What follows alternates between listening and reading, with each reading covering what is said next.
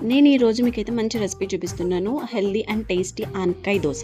దీనికోసం ఏంటంటే ఫస్ట్ ప్రిపరేషన్‌లోకి వెళ్ళిపోదాం. రాత్రంతా నానబెట్టుకున్న 2 గ్లాసెస్ ఆఫ్ రైస్ అండ్ లేత ఆనపకాయ ముక్కలు అండ్ కొంచెం సాల్ట్ అండ్ కొంచెం కరివేపాకు ఇవన్నీ ఏసి మీకు బాగా ఫైన్ పేస్ట్‌గా మిక్సీ పట్టాలి. సో, ఇందులో ఏంటంటే సన్నగా తరుముకున్న అల్లం, సన్నగా తరుముకున్న ఉల్లిపాయలు అండ్ పచ్చిమిర్చి. ఇక్కడ నేనేంటంటే బాబుకి సరిపడగా కొంచెమే కారం వేస్తున్నాను. అదే పచ్చిమిర్చి.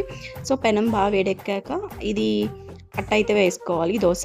ఇది అన్‌ఈవెన్ షేప్‌లో వస్తది అండ్ దళసరిగానే ఉంటది. బట్ టేస్ట్ అయితే చాలా సూపర్ ఉంటది. నెయ్యితో కాల్చి పెట్టండి, పిల్లలు చాలా ఇష్టంగా తింటారు.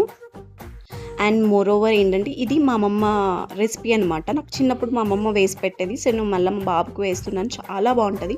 ఇక్కడ మా వాడు చూడండి ఎంత ఎక్సైట్మెంట్ చూపిస్తున్నాడో. ఇదైతే చాలా ఇష్టంగా తింటారు పిల్లలు. మీరు కూడా ట్రై చేయండి. ఎలా వచ్చిందో కింద కామెంట్ సెక్షన్‌లో చెప్పండి. అంతే ఈ వీడియో. బాయ్.